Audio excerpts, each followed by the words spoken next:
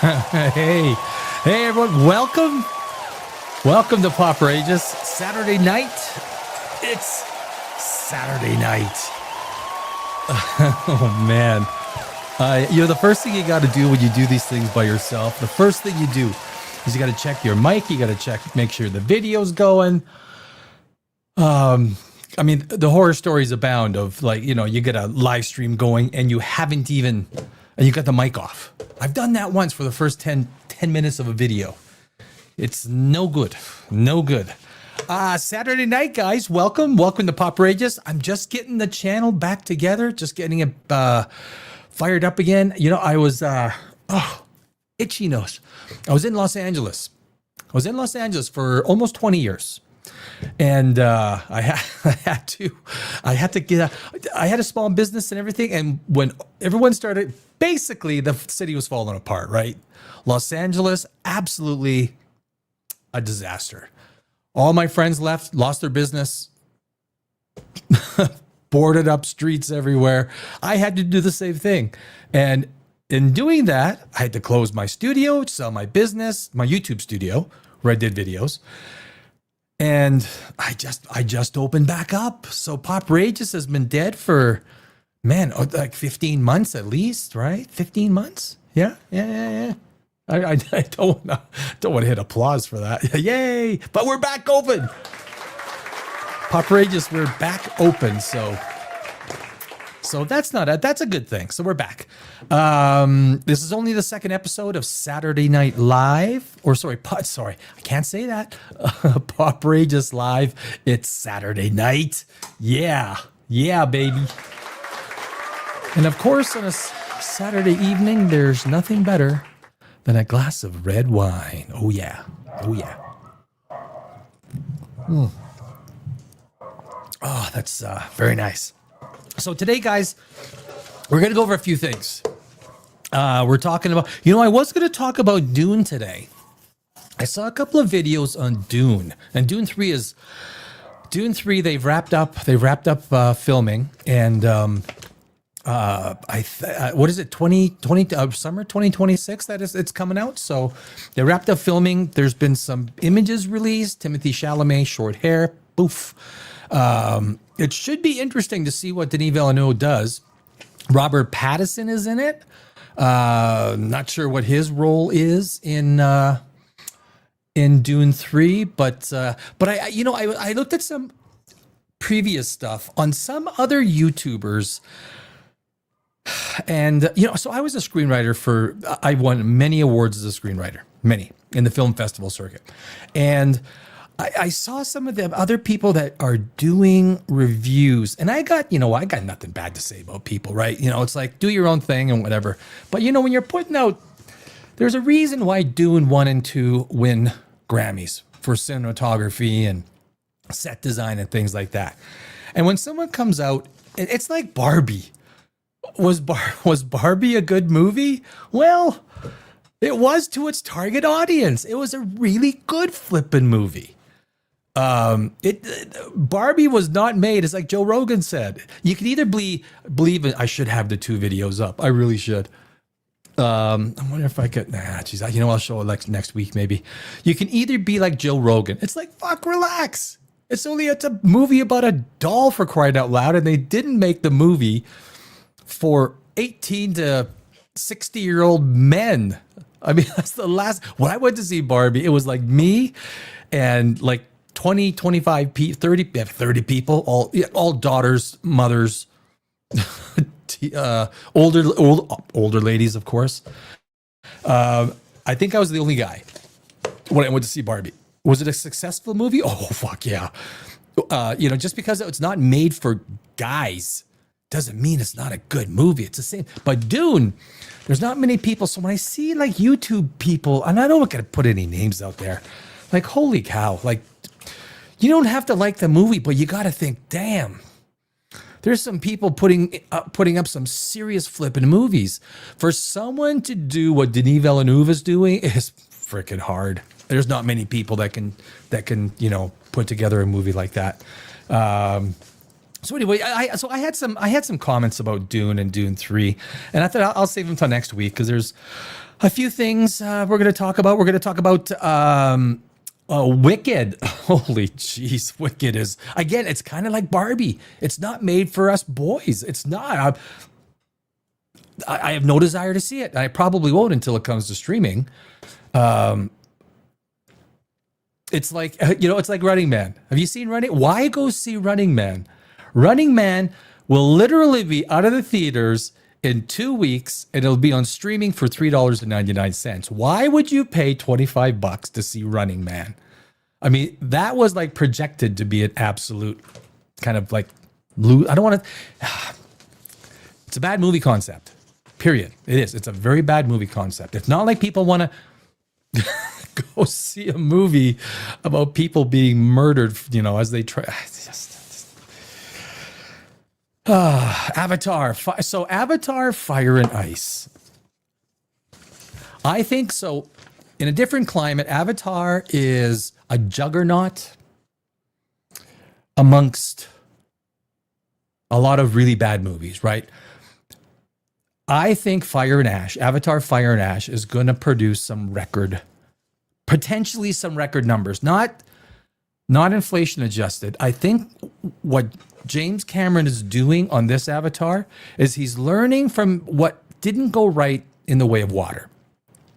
And I talked about this last week, but The Way of Water was blocky. It didn't have a nice, clean story, and it ended up being somewhat blocky. Almost cliche in a lot of parts. And I think Fire and Ash, from what I think James Cameron is going to whoop it. The scenes, what he is doing on screen, I don't know if any other director could do it. Peter Jackson, maybe, because he's working closely with Peter Jackson in getting this whole thing compiled. I actually wrote some of the I'm doing a video on Avatar and some of the things that it takes, like some of the processing power. If Avatar Fire and Ash was processed on an average standard desktop, it would take like 18,000 years to render. I mean, it's absolutely incredible. It's crazy. But there are some high-profile people on YouTube, like Critical Drinker, who I gotta say, as a screenwriter, he's an author too, but he's a novelist. You know what? I find some of his movie reviews entertaining, many of which I actually agree with, but they're surface level. He spends half the video talking about the plot, which isn't hard. You just tell people what happened. And then it's a few minutes, it's like 2 or 3 minutes of cliche styled little ramblings about, there's nothing specific. There's nothing about the inciting incident or the setup of the characters or, there's just general statements about the character arcs or things like, it's always so, it's like he writes the same thing differently. People like it, so that's the formula, right? I don't know if he's a great movie critic because he kind of says the same thing, but he's a great entertainer. And so if he has a large audience, and so he was putting Avatar Fire and Ash down. So I want to go through his review and show where I think he is absolutely wrong. Absolutely wrong. So we're going to do that. Going to do The Witcher. I've watched 2 episodes of The Witcher. I think that's all I can do. I keep falling asleep and I keep wasting my time. I'm going to try though. For the first 2 episodes of The Witcher, this is just a really bad. I don't know how these screenwriters get these jobs because this is some of the worst. This is some of the worst screen. This reminds me of 1980s swords and sorcery. Swords and sorcery writing. It is so bad. It's like the last scene in episode 1. The last scene in The Witcher episode 1, season 4. It's as bad as it gets. Like this, and then to start off the first or the second episode in season 4. I mean, this is bad stuff.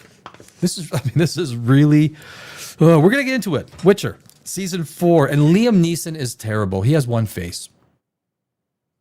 He has one face through the entire Witcher. Liam Neeson cannot break this face, and he's just not good. I mean, I'm not even sure if he looks good as the Witcher. I mean, he's tall, strong, but I don't. Yeah, we're going to talk about it. We're going to talk about it, and of course, we're going to end up with Superman, which I have not because I've been gone for so long from POPRAGEOUS. We're going to talk about Superman. Things that I have not heard. I've watched a few reviews of Superman. I'm not here to cut anyone else down, but I think the reviews are getting more shallow and more shallow on YouTube. And as a screenwriter, someone who, I won a lot of awards, I'm like, damn, I really liked the movie. It was really cool at the beginning, and in the middle, it kind of like slowed down a little bit, so I didn't like the pacing. And the characters were nice, and the actors were well cast. And then at the end, it was kind of like cool, but it could have been more exciting. Like, what the fuck was it? What are we fucking talking about here? Can you give any more detail? But I guess maybe not. Maybe that is YouTube, baby. Oh, fuck. I don't know. Are the sounds coming through? I hope so. And so, yeah. So anyway, I want to start off. This really is crazy. Oh, share screen, box office, Wicked was wicked. Still getting used to this stuff. Still getting used to it. Not the one that I want to add to stage. Oh, yeah, baby. I want to move this here, so I'm kind of looking. I got to get another computer. Got to get a full computer setup. So, but anyway, guys, I'm just coming back to POPRAGEOUS. The channel was starting to take off, and then and I had to get out of Los Angeles. Had to shut my studio down, sell my business. That took a while. And by the time I got out, got settled back in my home city, got the studio set up, took a while. And so I gotta try and get my people back on POPRAGEOUS. It's only episode 2, so hopefully I'm not talking to 0 people at any point in time. But you know what? That doesn't matter, because I cut this up, right? So basically you record a video and then you chop it up into smaller videos and you stick it out there. So anyway, people, my friends, box office, Wicked for Good, opening to record smashing 151 million plus in the US. We'll know probably mid-morning tomorrow. 228 million globally. Oh, God. Universal.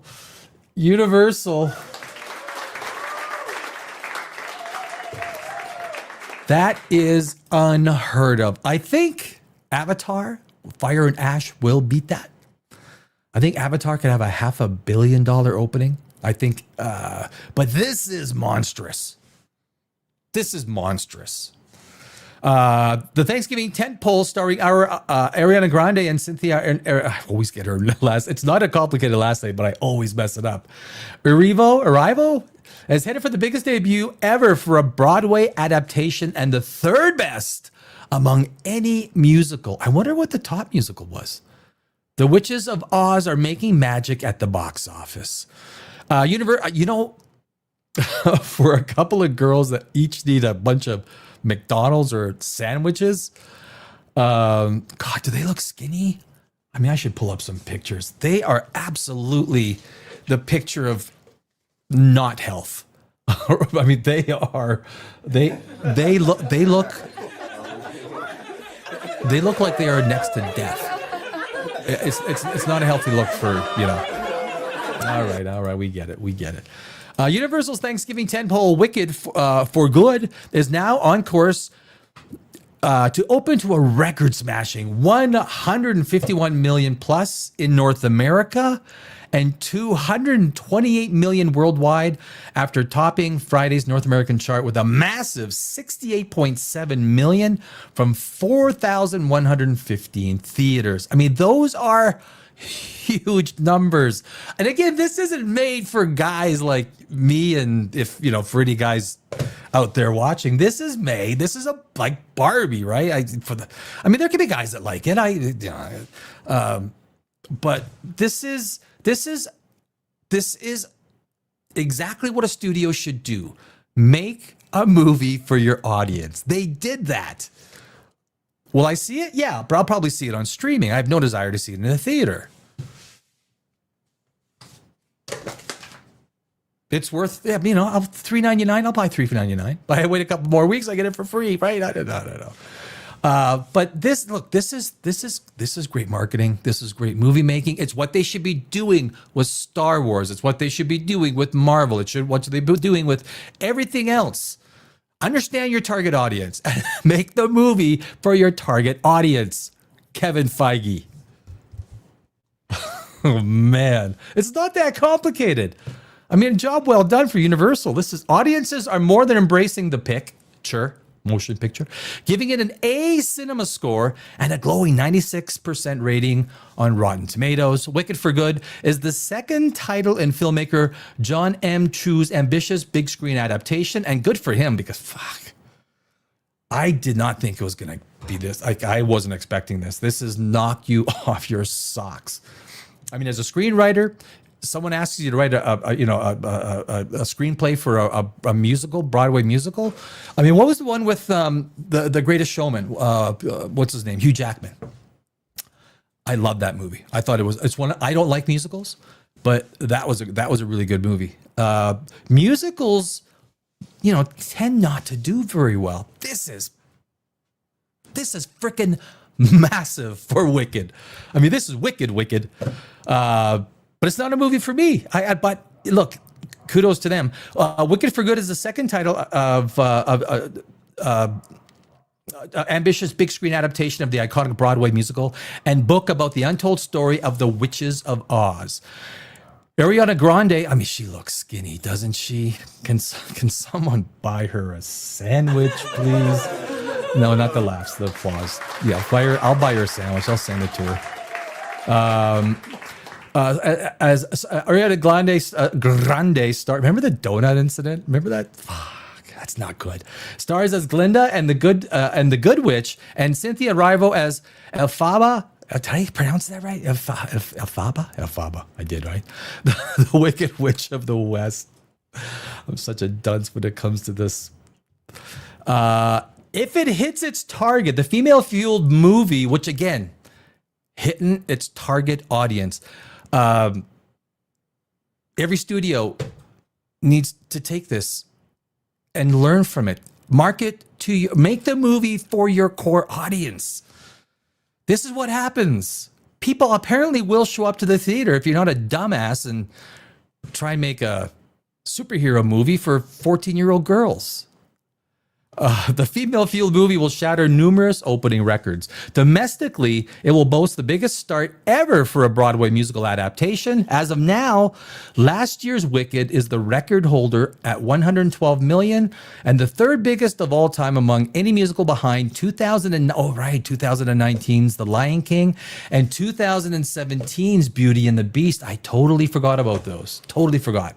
It would also be the second biggest North American opening ever for a Universal title, behind Jurassic World, $208.8 million. The second best for the weekend before Thanksgiving, behind The Hunger Games, Catching Fire at $158.1 million. And the second best launch of the 2025 to date, behind a Minecraft movie at $208.9. The Minecraft movie was the only one to break $1 billion, right? This year. If I am... I got to fix my screen here. I got to get another computer on this side, I think. But yeah, it's only episode 2, man. I got to get my poop together, as they, in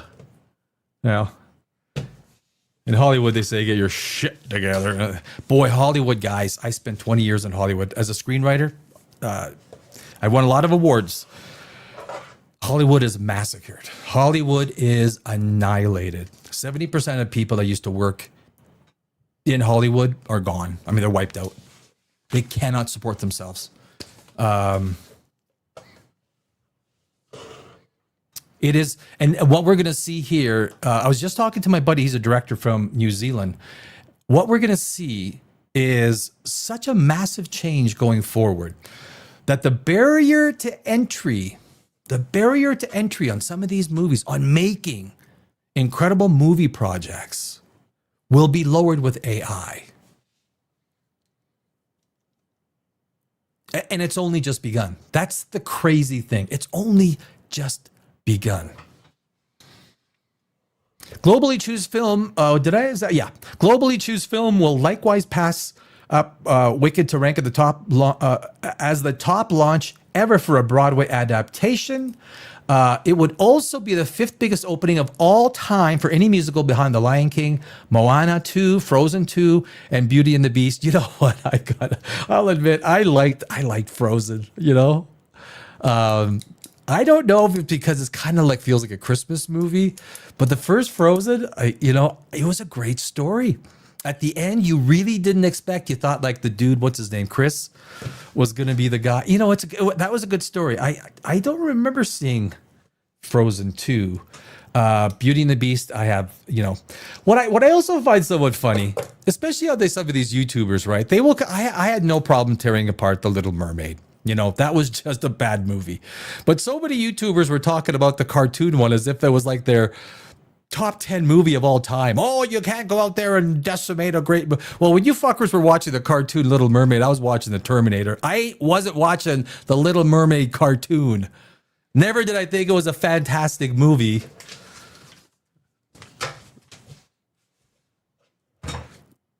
But it's amazing how when someone wants to just make a point, they all of a sudden fall in love with something. Oh, they're ruining the original. Really? The original Little Mermaid was high on your list of favorite movies? Really? Give me a break. Fuck. Thank you. Thank you, studio audience. Thank you. So anyway, is there anything much? Wicked for good. Okay, stop laughing. Tell the studio audience to shut up and let me it's Saturday night, guys. I got to take a beverage. I got to take a drink.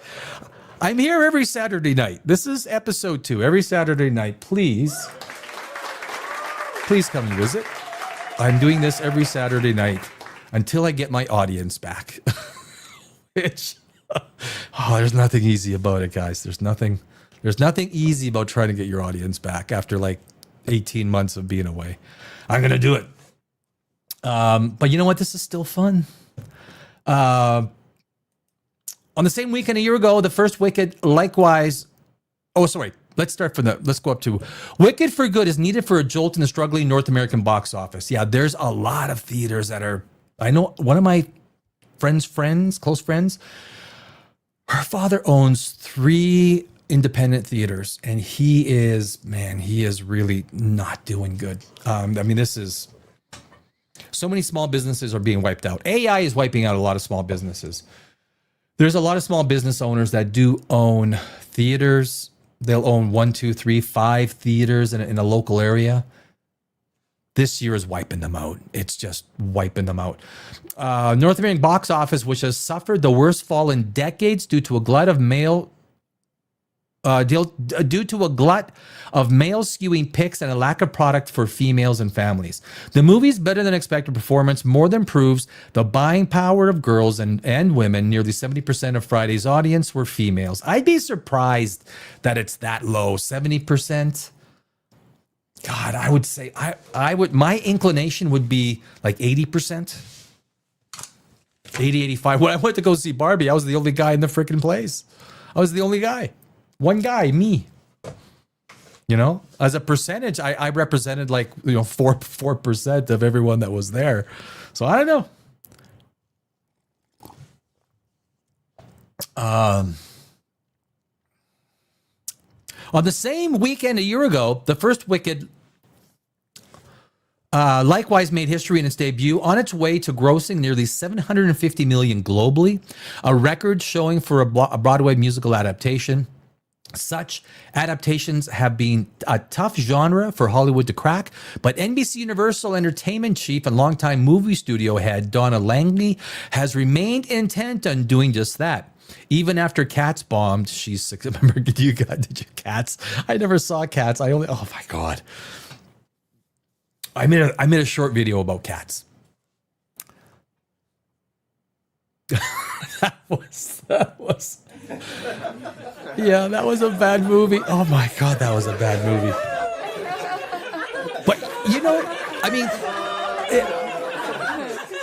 it looked like the idea. I could see how the idea is good, right?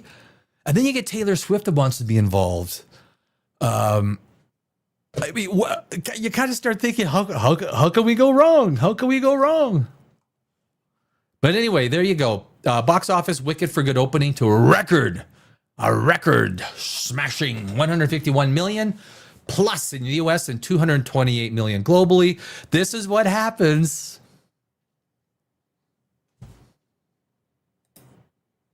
This is what happens when you make movies for your target audience. That is what happens, my friends. Yeah. It's not rocket science. You might think it is, right? Geez.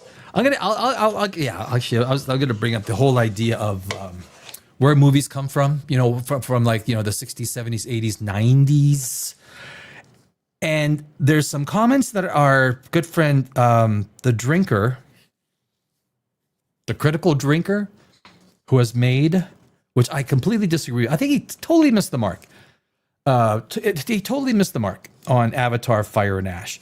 But the problem with, I have no reason to be disparaging to the critical drinker. I'm not even sure what his real name is. But look, a lot of when I watch his videos, one minute is the introduction, half of the video is plot, which, I mean, as you're just basically recanting exactly what happened in the movie.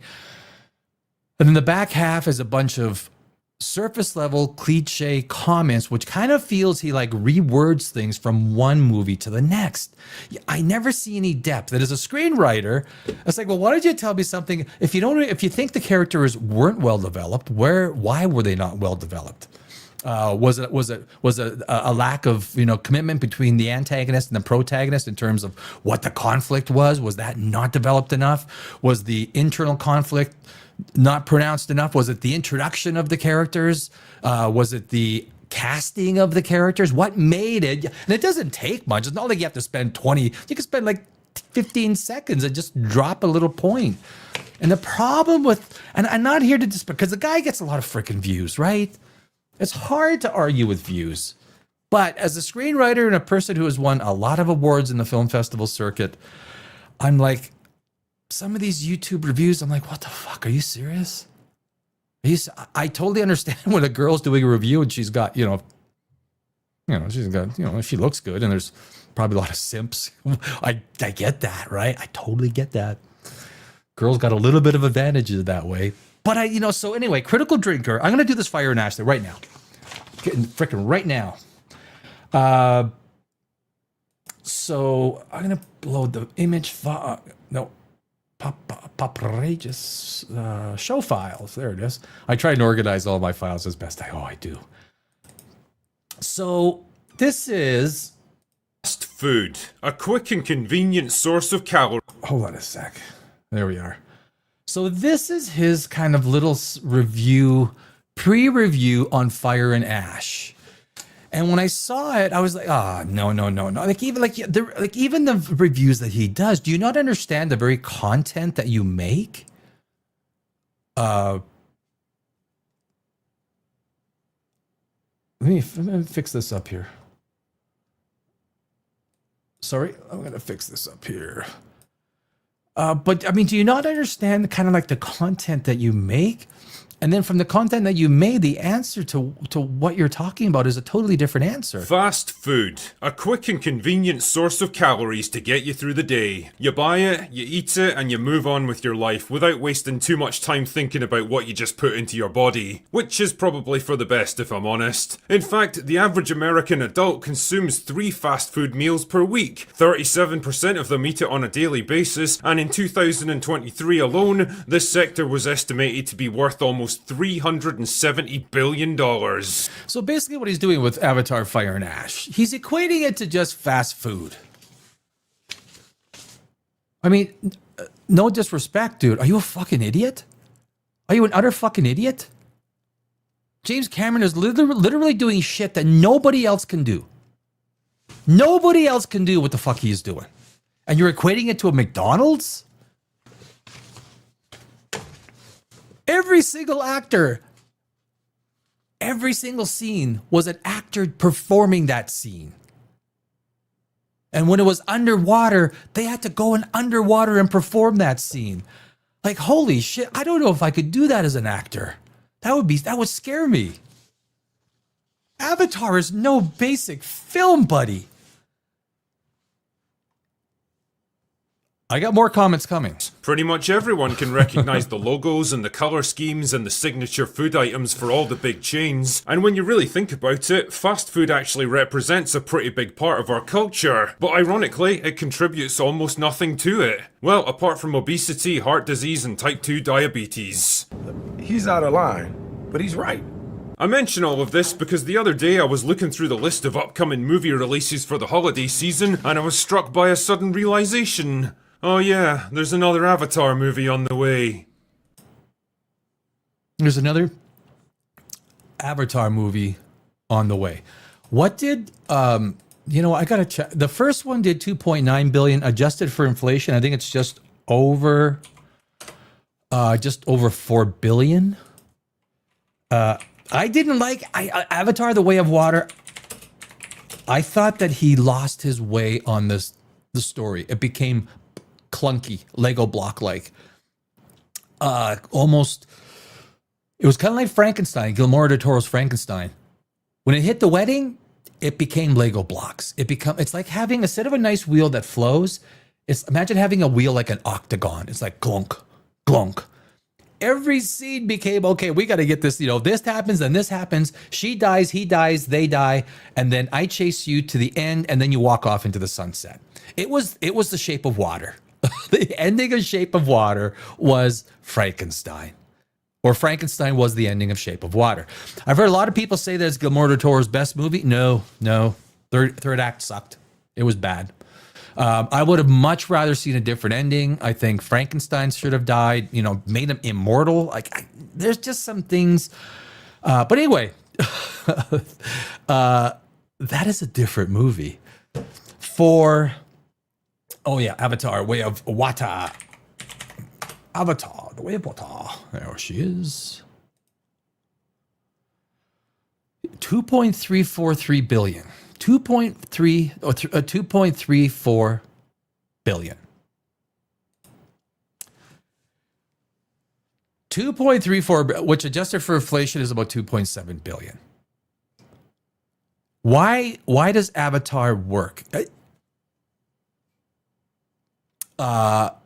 There's a lot of reasons. It works in a time where movies are sucking ass, right?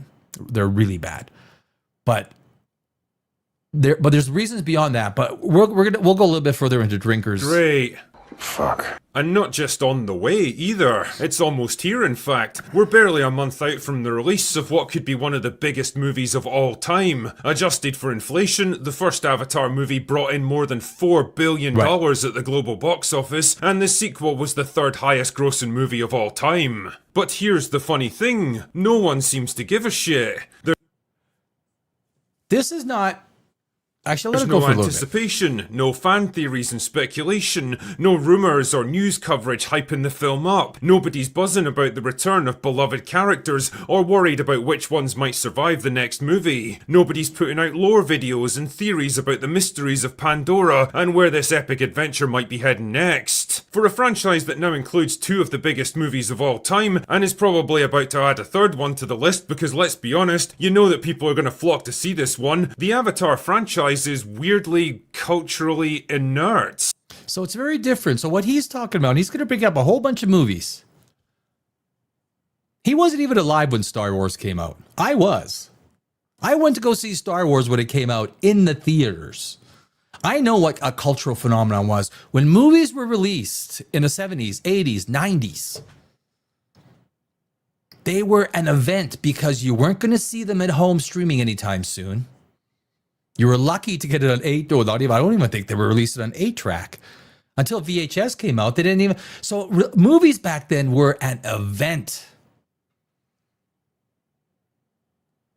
The fact that any movie nowadays, with all of the media that we have inundating us, do you think anyone talks about Pirates of the Caribbean anymore? Even though it was such a massive movie for its time in the 2000s?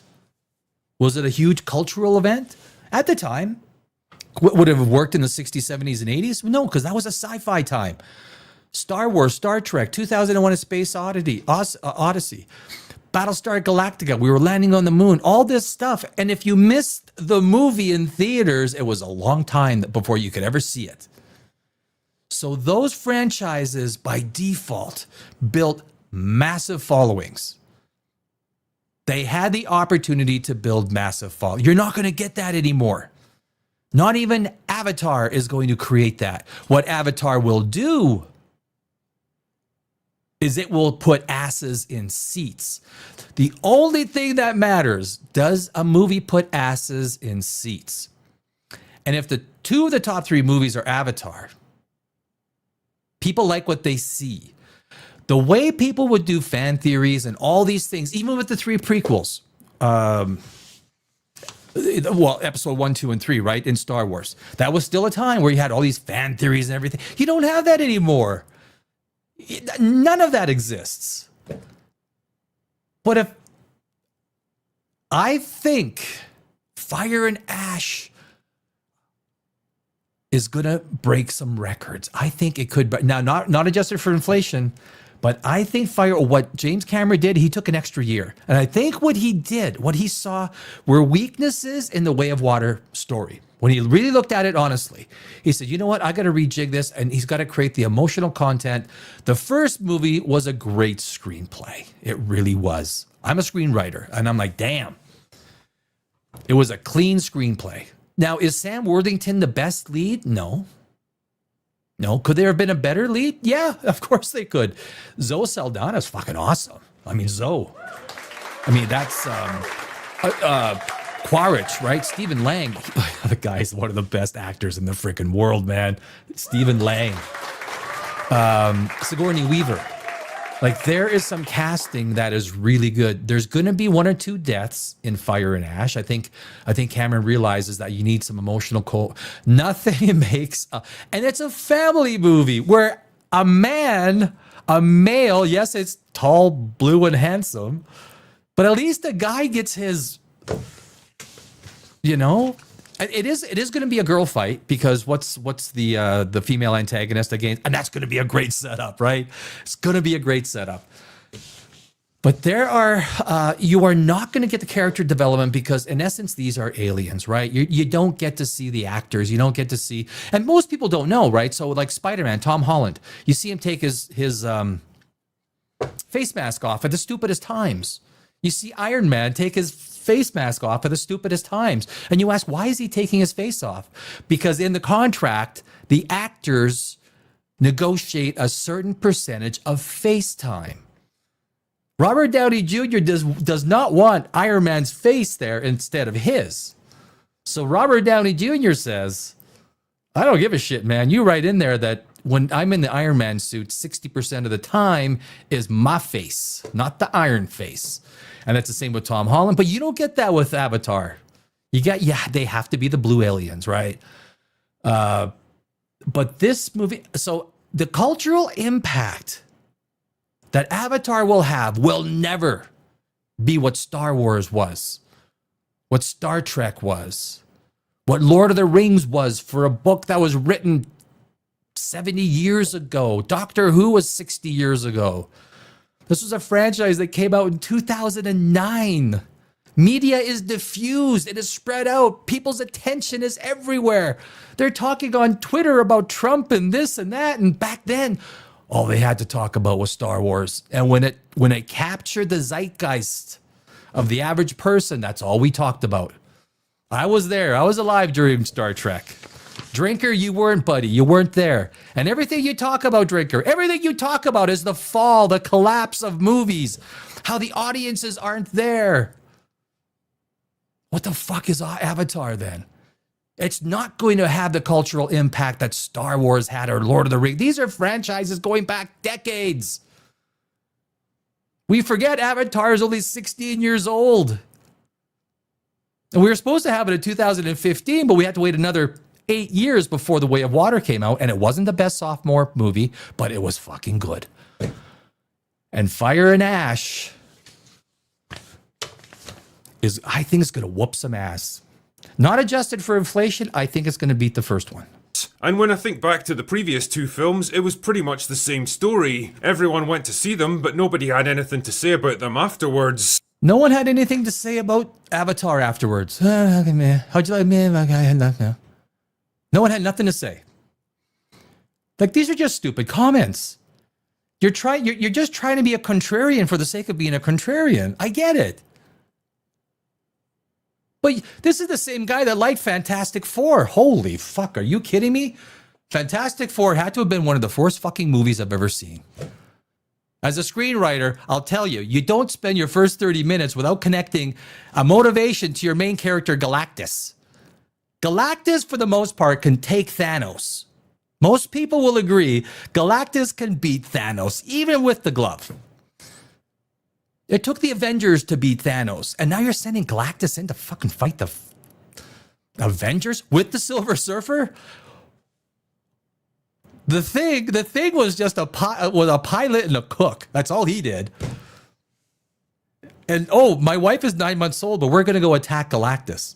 Oh, good. Fuck, Reed, you're smart. I'm about to have a baby, but honey, let's go fight Galactus, shall we? Let's jump in our ship and go FTL. We'll open up a wormhole as the rest of the world is driving gas-powered cars, but they're opening wormholes. Drinker liked Fantastic Four. Fantastic Four was a bad movie. In fact, most people couldn't even seem to remember them beyond the vague declaration that the visuals were amazing. Somehow, despite their massive financial success, they've managed to make absolutely no impact on popular culture. Instead of leaving behind a cultural footprint, they're more like a cultural smokescreen that obscures everything for a few minutes, then gets blown away by the next stiff breeze. That's because you're talking about different time frames. Star Wars came out in the 70s when there was nothing else. All there was movies. Watching TV in the 1970s, if anyone was alive in the 1970s, I remember my dad going to the back of the TV and screwing out vacuum tubes. Do you remember the vacuum tubes? If you missed the movie, that's why everyone went to go see this stuff. There was nothing else to talk about, and the average person couldn't go out there and talk about anything. There was no fan theories or anything about Star. Not like we had Twitter back then. We got it through magazines, through radio, through TV, through basic communication. Today, it's freaking different. When you've got Marvel movies losing money by the hundreds of millions, but Avatar is still coming out doing billions. Billions. The comparison is apple and oranges. You can't compare them that way. Nobody ever speaks of Miles Quaritch with the same hushed reverence as Darth Vader, Lord Voldemort, or the Terminator. Nobody mentions Jake Sully when they think of other famous movie heroes like Luke Skywalker, Ellen Ripley, or Indiana Jones. What were all those movies have in common? Early 80s. They all came out at a time. I remember I graduated in 1985. I remember those. I think he was born in 1983 or 84. You weren't even alive. You didn't even know what the cultural impact was at the time. Not to say you can't have an understanding or a sense of it. Sure, you could. But to make these comparisons in a movie franchise that came out in 2009, if there's any movie in the modern zeitgeist that is creating an environment that is in anywhere, there's going to be no movie that does a Star Wars anymore. Media's too diffused. But what Avatar does, it put asses in seats. If it wasn't good, it wouldn't put asses in seats. And Drinker, you made your own movie. I reviewed your trailer. You thought your own trailer was good. The problem with doing your own movie and your own trailer? The end result's not good. And your movie and trailer, the only one that had good things to say about it were your buddies. You know? A real buddy, if I had a buddy read one of my screenplays, I'd expect them to tear it apart if they didn't like it. Tell me you don't like it. That's why I don't get friends to read my screenplays. Because if it's bad, I need to know what parts are bad. Tell me what didn't work. That requires someone who understands story. But anyway, all those movies he mentioned came from the early 80s. 30 years before, at a time that is very different than today. Nobody places Avatar's epic battle scenes in the same league as Return of the Jedi, Saving Private Ryan, or Lord of the Rings. Again, movie franchises that came out 30, 40, 50 years ago. It's not even a comparison. Do you realize every movie review you've done, Mr. Drinker, you talk about how cinema is not what it was. Cinema lacks the commitment of the public. It lacks the excitement. All those things that used to make cinema exciting. Video games makes more money than cinema. Cinema is a dying medium. It's been dying for 2 decades at least. There's no movie that's going to have the cultural impact of Star Wars or Star Trek or Lord of the Rings. Those days are gone. But for Avatar, it's going to be another $3 billion movie, so it's going to have 3 out of 4 top spots? Jeez, come on, buddy. It's not a problem that's unique to this franchise by any stretch. Shit, man, The Rock's entire career was basically built on this stuff. But since the Avatar movies are probably the most extreme example, I'm henceforth going to dub this the Avatar Paradox. The Avatar Paradox. Well, at the end of the day, I'll tell you what, when you make a movie, all you care about is asses and seats. It's all you care about. At the end of the day, it's butts and seats. What were the numbers? Yes. Thank you. So why does it happen? How can movies that are so big and successful have so little lasting impact? Well, maybe it's time we find out. Maybe it's because of the time. Different times. Oh, maybe it's time we find out. I love doing accents. I don't mock people because of their accents, because I actually, my parents had strong accents. I used to always do it.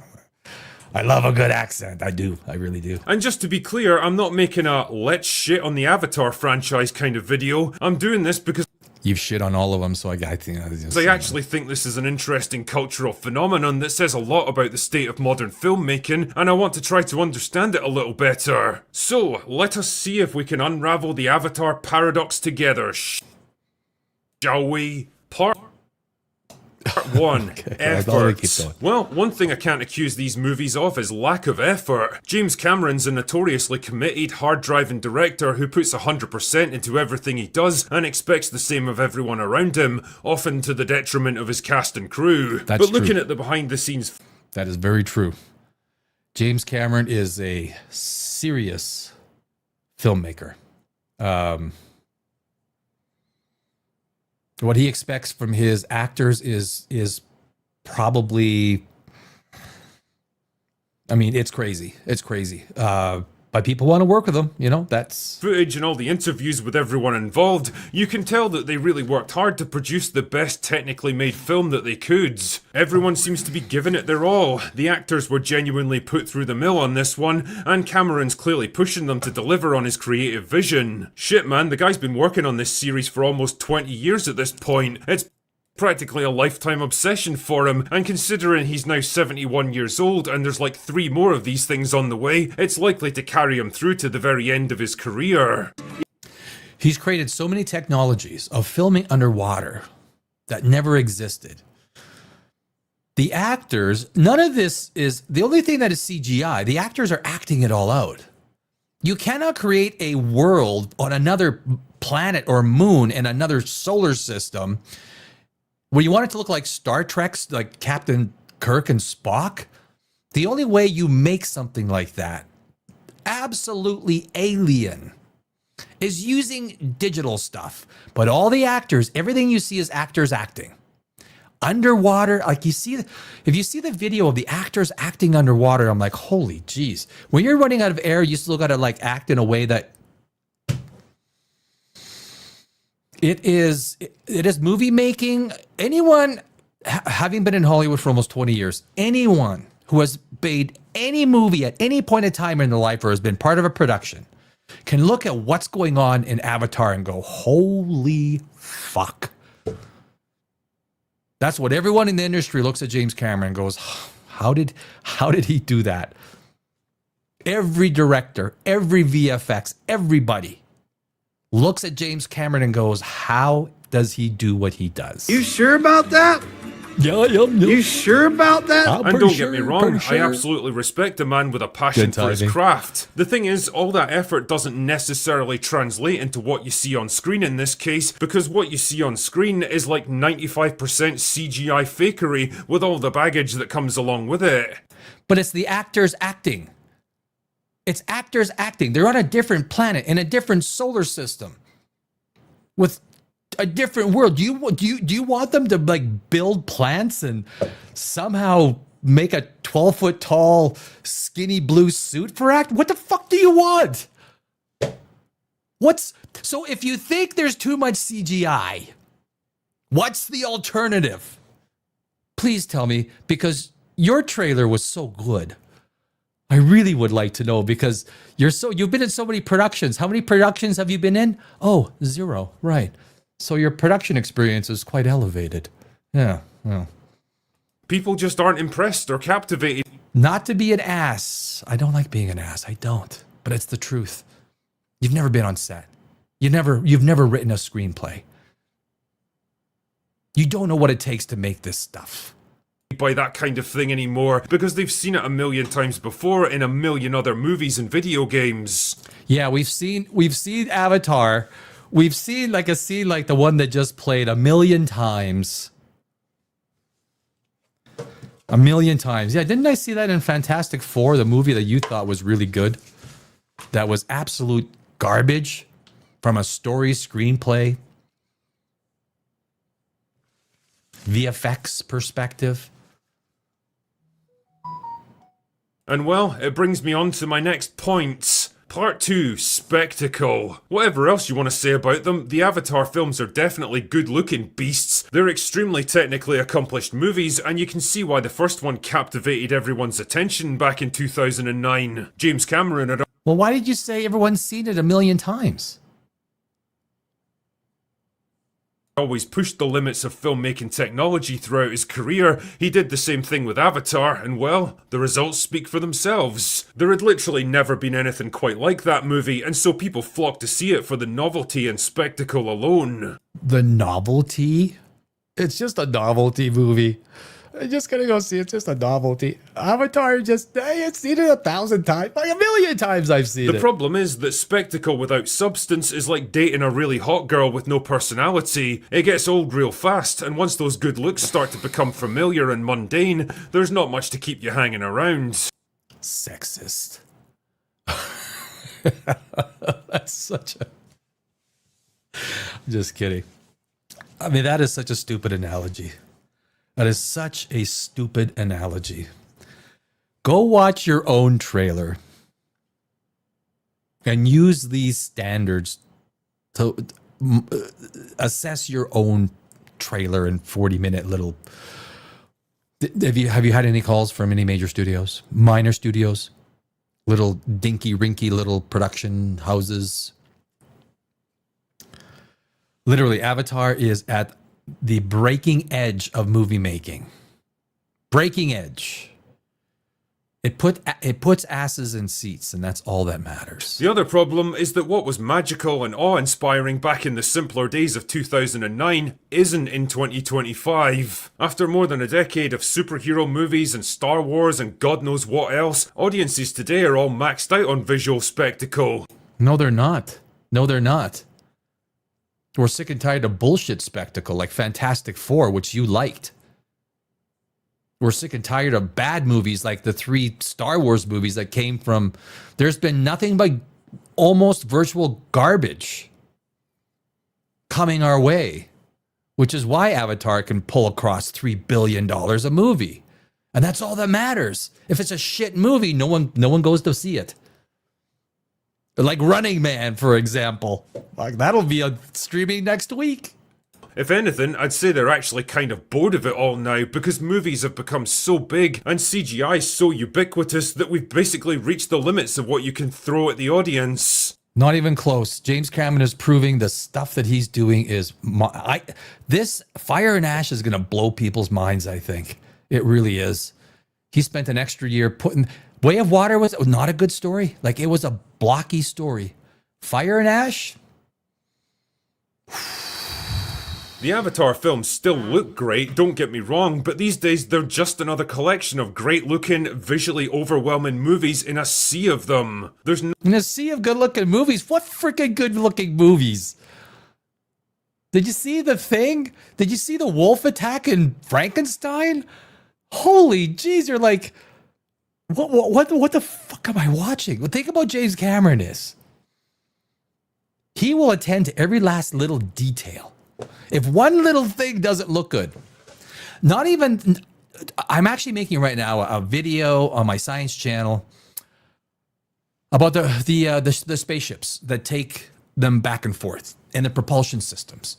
The propulsion systems on his ships are barely in the movie, but he has all the physics worked out, literally to the point where, even though they're in the movie, 2 minutes? He's even spent the time to work out how all these ships go back and forth. And he uses science fact and science theory to base these things on. He even goes to that detail. It is mind-boggling. Nothing especially unique about the experience now, which is why it desperately needs... Number 3, Heart and Soul. This is the big difference between Avatar and Cameron's earlier work. The lack of substance. The second movie, Way of Water, had a little bit of a cliche feel. The first one, again, I'll preface it as a screenwriter who has written many screenplays and has won many awards around the world in film festivals. The first screenplay for Avatar was very well written. It was a well put together. Now, you could argue that Sam Worthington isn't the best lead. He's not. He's got strengths, but he's not like a Brad Pitt mentality, and Brad Pitt would be obviously a totally bad choice, or Chris Pratt, or like he's proven himself not to become a leading guy. He's landed the right roles, right? If you land Avatar, oh man, Avatar was a good, but Sam Worthington, he's good, but a better actor might have made that role a little bit better. Could have been. Movies like Terminator or Aliens aren't remembered today because of their amazing visual effects. I mean, they definitely look good and they hold up well even today, but all of that stuff is secondary to their real appeal, which was their excellent stories, their compelling characters, their superbly constructed action sequences, their unique concepts, and most importantly, the core of humanity that drove them forwards. Again, he only ever talks in just basic block ideas, right? That's every review he does is just, and it's not to be mean or cut him down. Like, you know what? He is what I call him. He's a verbal entertainer. There was a time where he would say stuff in his Scottish accent. He'd throw farts in it. He'd be like, it would be entertaining, rude. It would be, and since then he's been changing to try and become more mainstream with a little bit of his stuff in there, but. Aliens be without Ripley's desperate mission to rescue Newt from the alien queen? What would Terminator 2 be without a damaged Sarah's awkward attempts to reconcile with her son, or John's paternal relationship with the T-800s? Shit man, even the Abyss had an estranged husband trying to reconnect with his ex-wife. This, I think, is what's really missing from the Avatar movies, an emotional core that everything else is built around. The movie is built around family. If you're paying attention, there are very strong family values. I'm not especially a strong right-wing conservative. I'm not. the whole idea of family values, of a male being a man, an alpha male, having sons and daughters, not just daughters who are the secret to everything, sons and daughters. Boy, there was a new, what movie did I just read about today? And again, it was about a little girl who was a secret to everything. It's always the same thing. There's never a little boy who was like the secret to everything. It's just so rare. To take nothing away from little girls. Hey man, I am 100% for, like, I don't think, I think you know what I'm saying.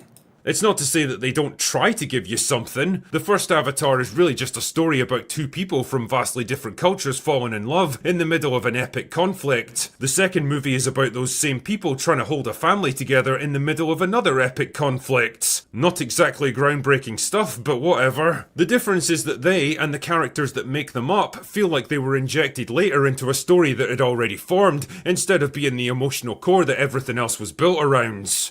And here's my point. He talks about not being innovative, not being new. You wrote books, spy books.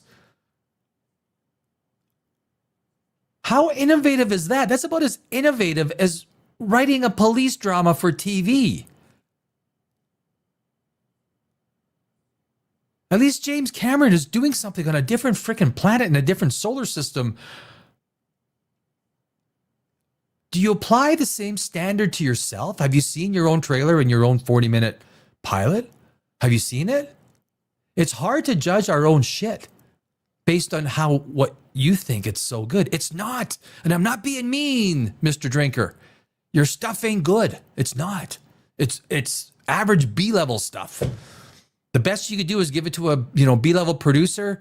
You'll get a 3.4 on IMDb. Hopefully they'll sell it for $1.5 million across Europe distribution. And that's all your story will ever get. That's your story. But James Cameron doesn't know what he's doing? What the fuck did I just hear? The result, they come across as obligatory rather than unique, like some mandatory checkbox that had to be ticked to justify everything else that happens in the movie. Yeah. And as for the characters themselves, well, they're not exactly gripping individuals. I don't feel much of anything for Jake and Neytiri because when you get right down to it, they're just not particularly interesting people. Neytiri's the stereotypical noble savage with a vaguely sympathetic attitude towards the protagonist, and that's it really. Jake is just a stock soldier guy who starts to question his loyalties when he gets a taste of that blue ass. Right, it's all about blue ass. That's really in-depth. That's really in-depth. You've said nothing. You've said nothing except surface level crap. That's all you've said. And quite honestly, like, not to be mean, Mr. Draker, but all your reviews are just surface level comments. You never get into any detail or specifics whatsoever. Not even below the water. It's always on the fucking surface.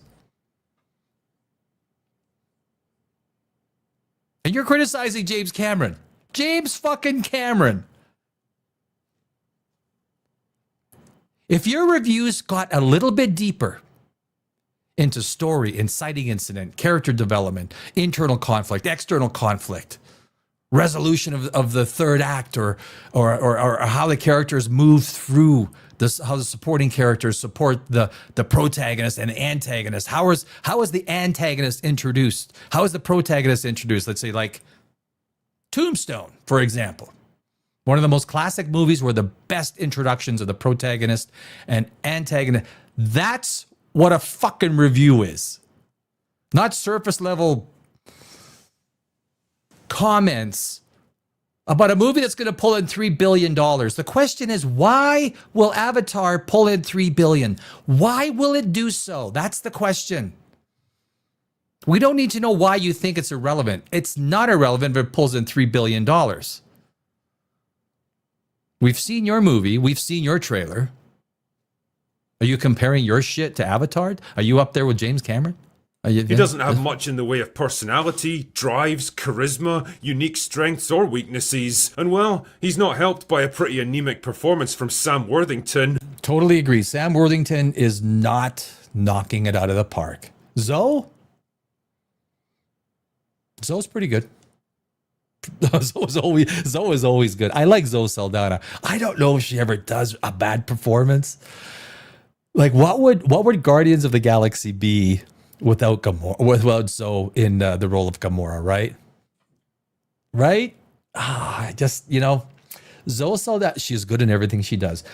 Sam Worthington, he's adequate in Avatar. He's adequate. There's a reason that Stephen Lang is he's good at everything, man. Everything he does. The man's a master actor. that guy's career failed to launch 15 years ago, and it's not for lack of opportunities, trust me. Add all these problems together, and the characters at the core of Avatar are really just stock archetypes built to service the plot. Their relationship lacks any weight because the audience can't get all that invested in them, and so there's no drama or urgency to the story because... How many times have you heard that same line in how many of his reviews? It's the same thing, just reworded slightly. There's no specifics or details. We'll pick a part out of a movie that exemplifies, but it's always surface level. It's always the same. It's like he takes one of his scripts or one of his reviews, takes a chunk, yeah, that sounded good, and just rewrites it or goes into ChatGPT. And all I got to do is go reword, put the statement down, and ChatGPT rewords it for you. He says the same thing in every single review. Surface level, no detail. Half his review is the plot. Okay, I watched the movie. I know what happens. So you got an 8-minute video, so you're going to have literally 3.5 minutes of review? That's all you ever do, bro.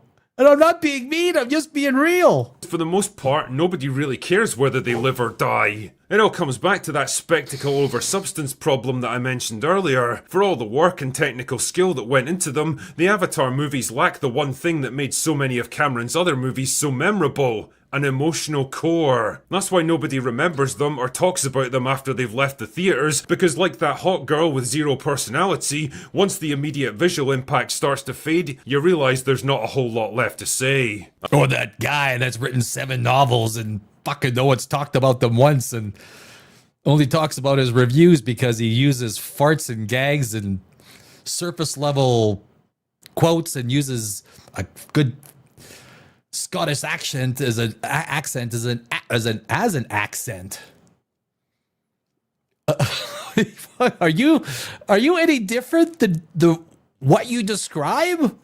And I'm not being mean, dude. I am not being mean. I would tell this to your face. If you asked me, hey, Danny, if you could say one thing about my reviews or my review, or, what would be your opinion? What the fuck? You kind of say the same thing in every single one. If you don't like it, you take certain lines and sentences and put them, it seems like you put it into ChatGPT and just go reword this. Oh, yeah, I'll take that. Yeah, I'll put it in there and say the same thing, but it's always surface level. You never get anywhere deep. It's just like these broad strokes. You don't even mention what the inciting incident is in any movie that you discuss. Not once. You never discuss what did the character introductions work? Like, as in like the Terminator, why James Cameron decided to use the Terminator as the first character introduction the antagonist. Why did that work? Not these grandiose surface level comments that you make. You don't say anything about the same thing in every freaking movie. And I'm not being mean, bro. It's just the law, or the truth. I mean, maybe none of it matters, really. I'm sure Avatar 3 is going to put another couple of billion in the bank for Disney, so who cares? Must be a shit movie then. And it wasn't for Disney, it was a 20th Century Fox. Disney bought it for $40 billion? Even with Avatar, that's a bad buy. It's all just junk food at the end of the day. Yeah. Anyway. Avatar, guys. Avatar is just junk food. It's just all fucking Big Macs and double cheeseburgers. The inability of someone who is supposed to have the fact about that he made what he did for his own books, like what he made, says a lot. Says a lot.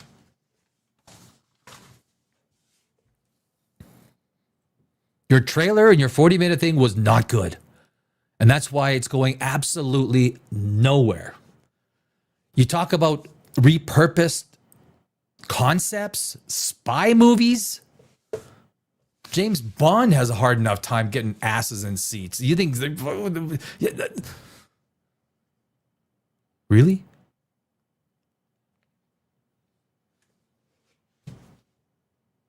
We'll finish off this video because I think this... I mean, that's a nice pair of lips, right? That's a very nice pair of lips. I think she's going to bite into a Big Mac. Hey, that's all I've got for today. No, that's a Whopper, man. Go away now. Is that a Whopper? That's a Whopper. Anyway, that's all I've got for today. Is that a Whopper? Tell me that's not a Whopper. Go away now. That's a Whopper.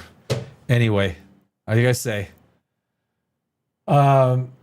Fast food. Quick and... We don't want to watch that again. So again, basically, and I'm not being mean. I'm not here to put anyone down.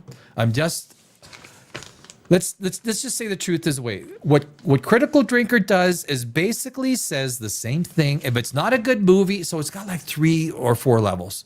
It's a bad movie, it's a good movie, and then a couple in between. Half of every video is just how hard is it to write a... Oh my God. How hard is it to write a plot summary? You watch the movie and, okay, well, here's what happens. So there's half of your... So basically all you got to do is write 3 or 4 minutes of script. And you just keep it at surface level comments. Not once does he ever... I was an English major at university as well. I took creative writing. I've written many scripts that have run many awards around the world at film festivals. I've never sold one. Why? Because I don't want my IMDb to be filled with movies that have a 2.9 out of 10 because some producer took it, made shit out of it, and sold it for $1.5 million through the European, network. And that's what they do. I would rather have nothing than one piece of film that proves you're a disaster. And that's what your film did. That's what your trailer did for you. It proved you know much less than you think you know. Because if you could apply all that stuff that you go out there and tell everyone else about, your trailer wouldn't have been such B-level average. And yet you had all of your friends everywhere saying, oh man, this is good. This is fucking A-level, man. This is right up there with, holy shit. They should have Henry Cavill to play what's your guy's name? I forgot what his name is. I'm just not that invested. I'm just not that invested, my friend. And I'm not doing, you know what? If you were in front of my face, I'd say the same thing. Right to your face, if you asked me. Because there's nothing better than real good feedback. Now, people like what you're doing because you're a verbal wordsmith. You're a verbal entertainer, much less than you are a critic. And there's nothing wrong with that because what you're doing is solid, my friend. It's solid. You're putting ass in your seats. Not because you are an incredible reviewer, but you make it entertaining. That's what you do so incredibly well. I don't think you know much about story. I don't think you know much about what the inciting incident is or character development or how to introduce characters, antagonists, protagonists, internal conflicts and whatnot. I don't think you know much about that stuff whatsoever. What you are is a really good verbal entertainer, and you knock it out of the park. You're just not a great reviewer. You're not. Keep entertaining people and you'll keep putting ass in seats and you'll keep making good money on YouTube. And quite frankly, that's all that matters, asses in seats. Just ask James Cameron on his next $3 billion movie. Anyway, I could go. When someone shut this Danny guy up, holy, he does I'm almost out of wine too. Okay, you know what? Ladies and gentlemen of the jury, I present to you The Witcher. The Witcher. The Witcher. I have tried to. I got one more sip of wine. Hey, not so hard. Not so. Yeah, that's so hard. Oh God, The Witcher is one of the worst. It is. Now, for the record, I've never thought The Witcher was ever any good. The first season was a mishmash, a absolute butchery. You didn't know what was going on from one episode to the next. The only reason The Witcher worked was for Henry Cavill. That's it. Henry Cavill was the only reason. Because The Witcher season 1 was garbage. I mean, there's a couple of episodes. The first episode wasn't too bad. But again, I don't know how a 9-foot, 10-foot spider creature hides in water that is only 3 feet deep. I guess they have a nest or something, these creatures or something. So in season 4, they got Liam Neeson, right? We all know that, right, Liam? The problem with Liam Neeson, the biggest problem with Liam Neeson, he's got one face. He's got one face that he makes the whole time. It's this face. Or a little brows. You know the face. I can't make his face. Does he have the right stature? Yes, but he has no expression. He has no ability. Peter Jackson. He picked, what's his name for Frodo? Elijah Wood. He picked Elijah Wood for his face acting. That's exactly why Peter Jackson picked Elijah Wood. Peter Jackson said, I think this is verbatim, there's no actor that can act with his eyes the way Elijah Wood can. Rebecca Ferguson in Dune. This is an actress that is phenomenal at face acting because Denis Villeneuve, he loves the close-up shots. He understands that a movie is filmed. Great directors understand films are told in this space. Everything else is an establishing shot, right? You got your far, your medium, your somewhat three-quarter medium, your close-ups. Characters are developed, are made through your close-ups. And great actors and actresses, like I say, Peter Jackson with Elijah Wood, Rebecca Ferguson, there's a few of them. Liam Neeson in The Witcher had one face. He cannot act. He is horrendous. Now, some of the action scenes, he's got the physical stature to do it, right? I mean, dude's in good shape. He's very athletic. But he's got one face, maybe two faces. And that's the problem. That's the main thing about Liam Neeson. He doesn't express anything. He's like on 4 the whole way through. That is the problem. And I spent so much time trying to get through the first 2 episodes. I keep falling asleep. I mean, that's the problem. I keep falling asleep.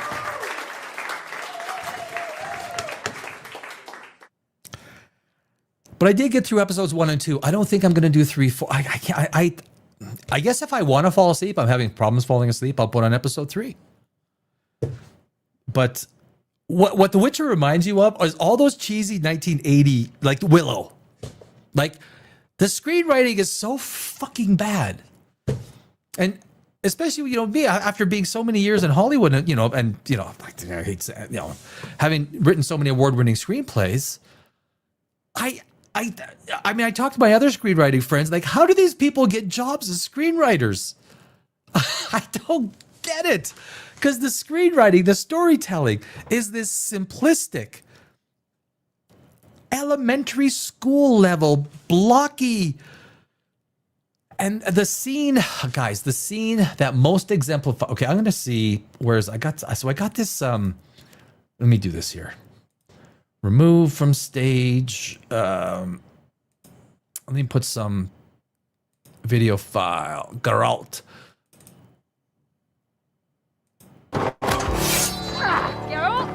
Okay, so what I got to do? I got to turn the the sound is what gets you, and they like hit you on the copyright thing. And let me pull down the. Where's the video? The background. There it is. the low. Oh, that's not it. Overlay. There we go. There we go. So at least I can play some. This is the scene. It's episode 1 of The Witcher, season 4, episode 1. It's the final scene. It is so. This exemplifies how bad the storytelling. I would if I was like the screenwriting guy that was there to review the screenplays. I mean, I would be going through it, going, what the fuck are you guys thinking? What is this? If you've watched The Witcher season 4, episode 1, the last scene where one of the little guys, make sure I'm politically correct, one of the little guys goes running to that barnyard where the woman is. Then he comes running back, pox. What? Okay. So, okay. And then Geralt says, oh, fine, nothing here. They start walking off. And then all of a sudden, these 13 soldiers or brigands or whatever ride in. Good fucking timing. All of a sudden, they ride in, and then what do? They just start raping. That's all they do. They just start, like, are you fucking serious? And this is where Geralt, he's got, I'm not taking this, right? I'm not taking that. Like, that, there's a lot of things that pisses him off, but now they're trying to turn him into, like, some sort of a, So he goes in there and he whoops ass. Now, some of the fight scenes, look, man, Liam I was going to say Liam Neeson. Liam Neeson. Oh, I can turn this on. Liam Hemsworth, he's in good shape. He is athletic. Some of the fights are pretty good, right? They're pretty good. But you got like 12 or 13 guys that go in there. They're just raping. They just ride in and they just start raping a woman. Like, what the fuck am I watching? Right?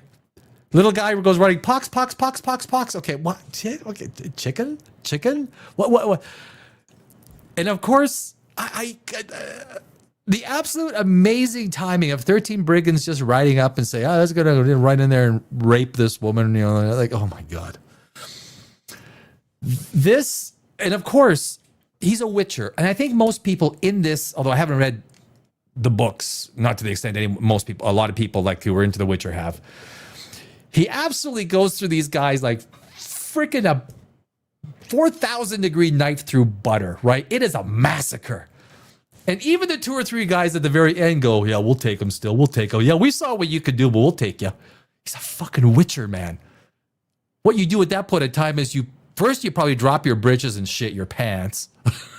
Then you just try to get the fuck out of there. But no, they attack him. All 13. This final scene in The Witcher, if it doesn't tell you how absolutely absurd and void of any sort of storytelling, this is like elementary school level storytelling. And I spent 20 years in Hollywood. I've written many screenplays. I've been on productions. I've done shit.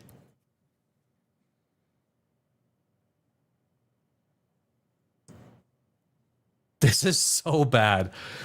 I'm telling you, man, the last scene in the first episode. But it gets worse. Because in the second episode, the very first scene, we have these 2 guys in front of this cemetery. Ooh. And of course, the Witcher and everyone else, Geralt, they all just happen to walk up with, the little wagon train, I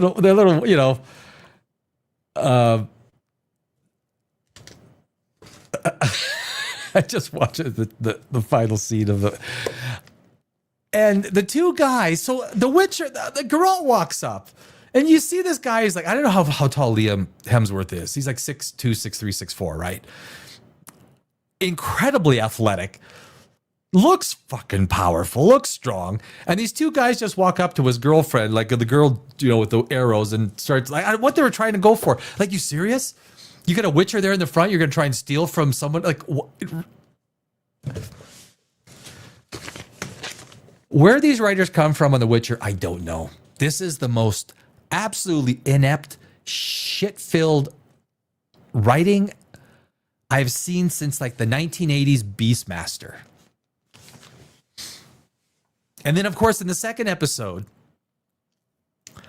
if I was Ciri, who's the actress who plays Ciri? She's actually pretty good. She's actually a pretty good actress. She's pretty good. She's not a bad actress. A little bit of vino.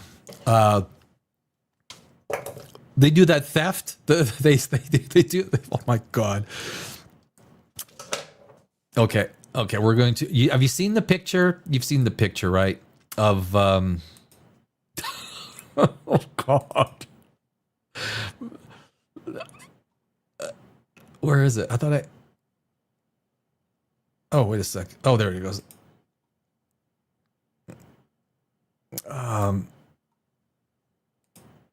Oops. Just getting used to this stuff. There we go. There we go. Don't do it. Don't. Oh my God. This cannot be true. We've seen this picture before, right? We've seen this picture before. Guys, this is... I want to pull up. So to understand, so the question is, how do you make 6, 7 characters look different? Right? As the screenwriter, director, as the screenwriter, when you write a scene description and character description, this is the importance of a screenwriter, because a screenwriter is required to write a good description of the character. Character descriptions happen at the screenwriter level. Most things happen at the screenwriter level. Now, the director, as the director, usually has the gravitas to be able to change these things. Oops. But here is how.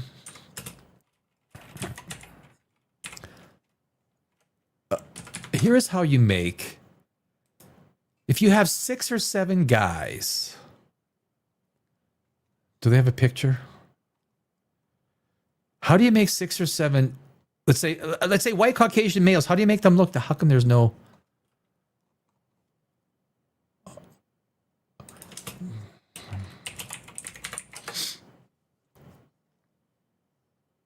Well, I guess that one's kind of. That one might work. Open image in new tab. Thank you very much. So.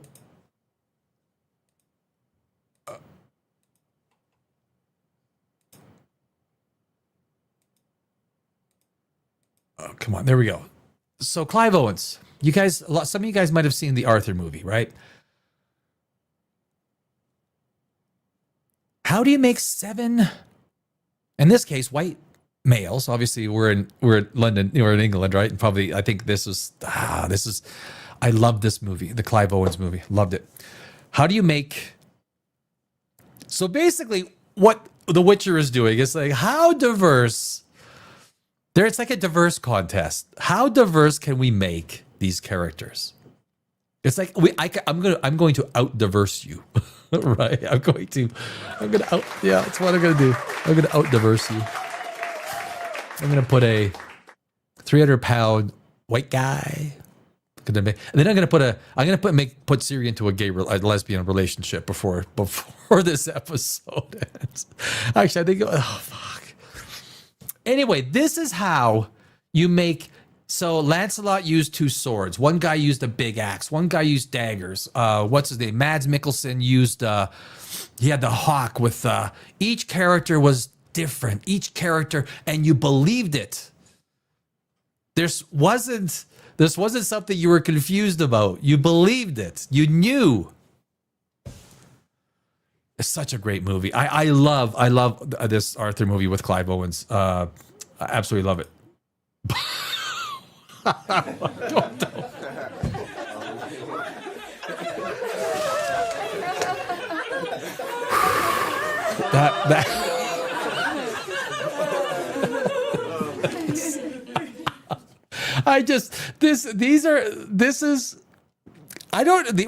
the author's name of The Witcher? Do you think that's what he saw in his mind when he was writing his books?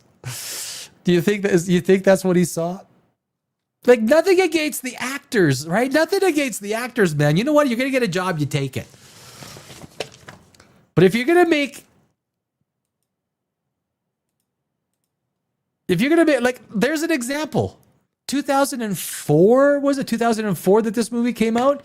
7 white males, all looking different, all looking, they all had their own way of fighting. They all had distinct, but they fucking kicked ass and you never doubted it, right? Any of these guys, it was a great fucking movie. But there we got look at the guy on the left. Look at the guy on the left. He gave Siri that little horse he whittled. This is, oh my God, casting, character development. All these things, if character development is done wrong and casting is done wrong, your movie will never have a chance. That's why when the only reason the first season even made it was because of Henry Cavill. The storytelling was garbage in the first season. You cannot say otherwise.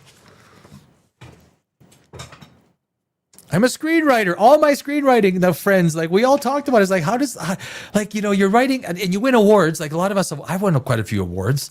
You think, how do these fuckers get this job? And then season 4 is just magnified by 2 or 3 worse. The monotone acting by Liam is made worse. But somehow, it is a series that is painful to watch. It is equivalent to Willow. It is equivalent to the worst 1980s Beastmaster crawl. I mean, this is an embarrassment at the level that remember Robin Hood, that one, was it a year ago, 2 years ago, it was in the hood. They were, oh my God, that was Velma. I mean, there's a few Blood Origins, guys, Blood Origins. Of course, this is in the same series, right? Oh my God. Michelle Yeoh, to her credit, she's got Blood Origins and Section 31 under her belt. So she's got a couple of freaking, for a great actor, she's a good actress. But she's got 2 of the worst TV series ever made in the history of TV series. She was in Blood Origins and she was in Section 31. Michelle. You've got to find an Asian that ain't putting you in this shit. So basically, The Witcher, I've watched 2 episodes. The fight scene with the Wraith wasn't too bad. It wasn't too bad. The lighting and the sets are abysmal. It looks like a soap opera sometimes. So when they're in a castle, you remember Game of Thrones? Game of Thrones did an amazing job lighting castles, dark corners. In The Witcher, everything's lit. It's like an orange glow it's like there's a sun up top, and it looks soap opera-ish. Lawrence Fishburne is probably one of the only good things that happens in this series. But even he's got to be thinking, oh shit, oh man, what did I sign up for? But Lawrence Fishburne is the highlight, if there is a highlight. So as far as The Witcher goes, like I say, I've only watched 2 episodes. I'm not going to watch anymore. It is as bad as TV gets. The last scene in the first episode of season 4. I mean, that tells you everything. And actually, the first scene, and then of course when they go and they steal from in episode 2 when Siri and when Siri and these people go rob the tax collector. Oh my God.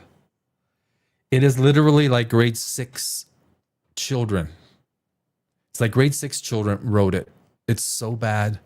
And then they go and they cut the hand and they give all the little, oh, here's what you have, nothing. So here's a ring, here's a rock, here's a shawl. What the fuck am I watching? What is this? I don't know. It's unwatchable TV. The Witcher is unwatchable TV. That's my review. I could have left it at a 1-minute review. The Witcher is unwatchable TV. Watch the last scene in the first episode. I make my point. My friends. Thank you to the studio audience. And that's enough. That's enough for The Witcher.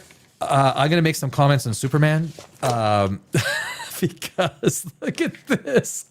Can I pull, how do I pull myself out and just make it them? Is that it? Yeah, baby. Oh, that is gold. No, full applause. Give me the full applause. Yeah. Yep. Yep.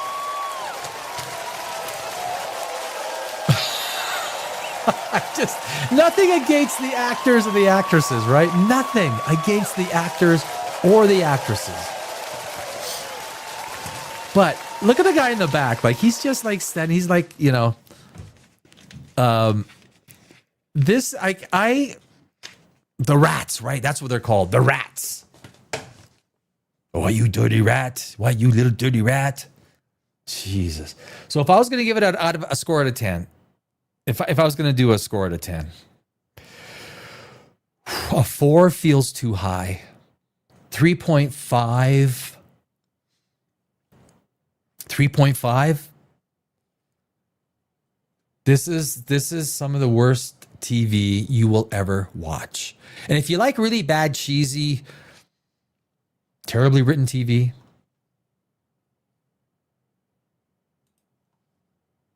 The Witcher is, and there's a whole other season still to come. Oh my God. Dear God, there's no way. I'm going to try and watch more, but I keep falling asleep, guys. I do. I really do. So, so Superman, I'm going to go back to, I made this new screen. I had to remove, how do I remove that? Just to go that, yeah, remove from studio. Thank you very much. Remove from studio. This stuff is, there we go. I'm going to add, so Superman, even though it's been out for a while, because I just started POPRAGEOUS back up. This is only like the second live episode. I'm just firing POPRAGEOUS back up. So, but I got to talk about Superman.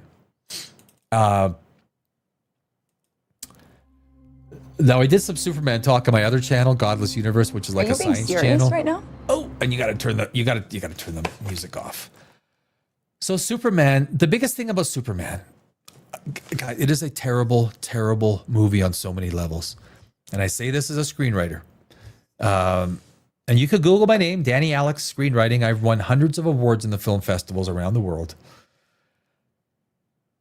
James Gunn, I think James Gunn ChatGPT'd some of this shit. It's soulless. It's empty. It's effortless. It's dumb.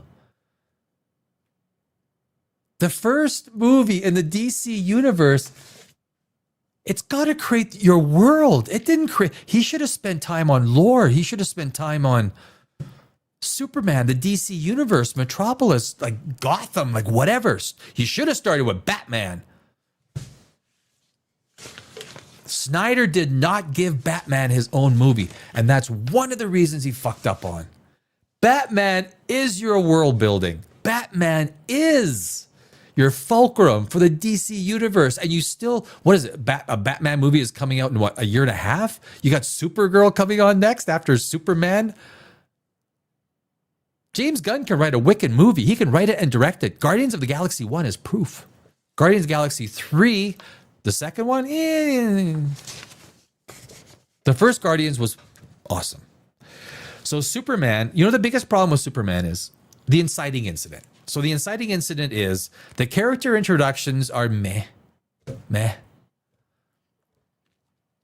But the inciting incident with the big 300-foot Stay Puft marshmallow gremlin, I don't get it. They pull up in a van, and Lex Luthor's got a distraction. They open up this cage, and this little gremlin goes running out, and it turns into 300-foot tall. Where can you explain to me where Lex Luthor got this fucking 300-foot tall gremlin from? I mean, why pull another one out? Like where do these things grow? Like, but regardless, Superman, and I tell you, what do they call the Justice? Not the Justice League. They are the most miscast, embarrassing, ridiculous part of almost all the casting in this movie. I think is terrible. It's just terrible. But here you have the Stay Puft marshmallow gremlin, 300 feet tall. Superman saves Metropolis from this 300-foot tall. And he's been saving the world for the last, 3, 4, 5 years? Because he's a young Superman, right? And the costume, guys. The Superman costume is like he's wearing his underwear on the outside. Like, seriously. He's wearing his underwear on the outside. It is absolutely abysmal. Look at Henry Cavill and his Superman costume, right? Fuck, Henry Cavill felt like Superman, right? He felt like Superman. And he had a big reason. He had input with Snyder on Superman. But when Superman is fighting the Stay Puft Marshmallow guy, the 300-foot tall Stay Puft Marshmallow guy, he saves the world, right? He saves the entire world. Everyone sees it. But then within 1 minute and a half, all of a sudden on a big screen, after he saves the world, on a big screen, you see Lex Luthor. He's on this TV show. He's on a talk show talking about how Superman has a harem. Superman has a super harem, which apparently is now illegal for some reason. That's his crime. He has a super harem. That's what he's accusing him of. And his parents say, well, I'm here to make sure you conquer the world and become absolute dictator despot. Well, there's nothing illegal about it. Your parents saying shit, right? Your parents can say shit all day long. There's nothing wrong with that. There's nothing illegal about that. But if I'm trying to understand why he's being arrested or putting him, why was Superman arrested for having a super harem? Do you know how many women, if news got out that Superman was, he has a super harem, do you know how many women would say, what's the number? Can I call? Where do I mean, I'll have a super baby with Superman. But apparently in this stupid universe, you have to go to jail for that. I'm going to go and turn myself in. For what? For having a fucking super harem? Because Lex Luthor accused you of having a super harem? Why do you not have a super harem? Like, you're Superman. If I was Superman, I'd probably have a super harem. Just saying. It's not illegal, but apparently in the James Gunn verse, that's why he had to turn himself in. Guys, do you realize? He turns himself in because his parents said, oh, take over the world. Go, son. Go take over the world. And he's got a super harem. Well, that's not. Who's going to fucking stop him? He'd have a lineup. Can you imagine? Is this the lineup for having sex with Superman? Yes. Starts in Pittsburgh and ends in San Diego. Fuck. So stupid. And then within a minute and a half, 1 minute and a half, Lex Luthor on big screens everywhere convinces the world that Superman is an evil ass. And everyone believes it.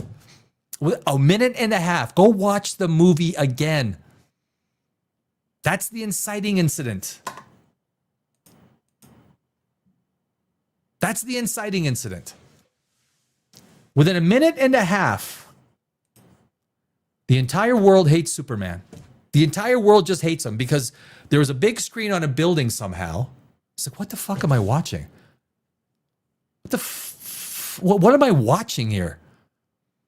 One of my friends, before I watched, he said he liked it. I went to him. I got to say, are you stupid? This is some of the most stupidest screenwriting I've ever seen. The inciting incident is Superman saves the world. And somehow Lex Luthor, within 1 minute and a half, convinces the world that Superman has a super harem. Superman has to, I'm going to turn myself in. For what? For being accused of having sex with hot chicks? I mean, that's, isn't that like notches on the belt or something? Like it's some circles it is. Oh my God, fuck, this is such a stupid movie. So he goes, but then we have a scene that with Lois Lane, right? Superman goes to Lois Lane and she is just a bitch. She is a bitch to him. The first scene with Lois Lane, let me do the interview. Basically accusing Superman of doing stuff that's immoral. So right from the start, you hate Lois Lane. Right from the start. You dislike her. I mean, he even, what did he yell out? He yells out because people were going to, Superman says, she's interrogating him. And then Superman says, because people were going to die, you You know what, right? You remember that scene? There's no way you could like Lois Lane after that. And then you got the scene of his stupid mother, making his mother go, what? Let me go, son. What is that? What? You don't make his parents. What did Snyder do with his mother? The relationship between his mother and Superman, Henry Cavill, was awesome. That's what makes movies, man. Relationships like that. Mother-son relationships. But in Gunverse, the parents were invalid, stupid, comic, Thor, Love and Thunder type characters.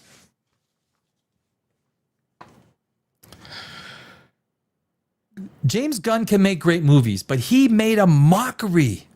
He made a mockery of the parent of his parents, which should have been used as an emotional tie for Superman. The Lois Lane Superman situation should have been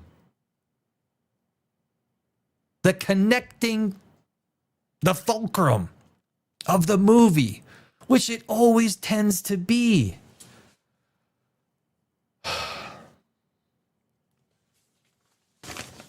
So then Superman, okay, you busted me. I have a harem.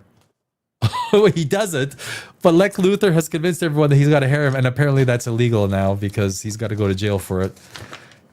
And like a Lego block structure movie, right? So Lego block, how I explain a bad movie, or a bad screenplay, or not even the screenplay. It's because when it turns into a movie, you get this blockiness, right? That's like Lego blocks. And that's what Superman was. It was a Lego block movie. So he goes to jail. And we just, oh, there's Element Man. Oh, and he's got a baby. Oh, and he can make kryptonite. So you know with Superman, Superman's a flawed character.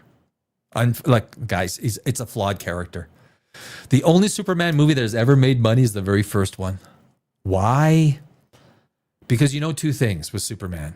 Kryptonite and something to do with his genetics is going to be the bad guy. I was even making jokes that, oh, they'll probably just have a clone.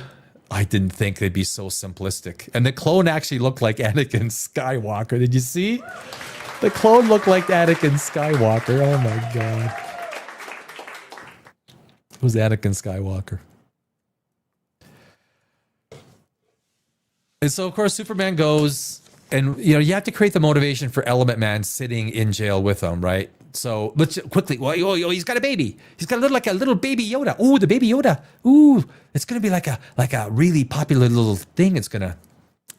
And so, but of course, they make Lex Luthor shoot a guy in front of Superman, which is again, just block. It's all blocky, right? It's just all blocky. And now Element Man is like, I can't believe I could kill them. You said you could save my. The most basic of motivations, these character motivations, are at the level of a grade schooler.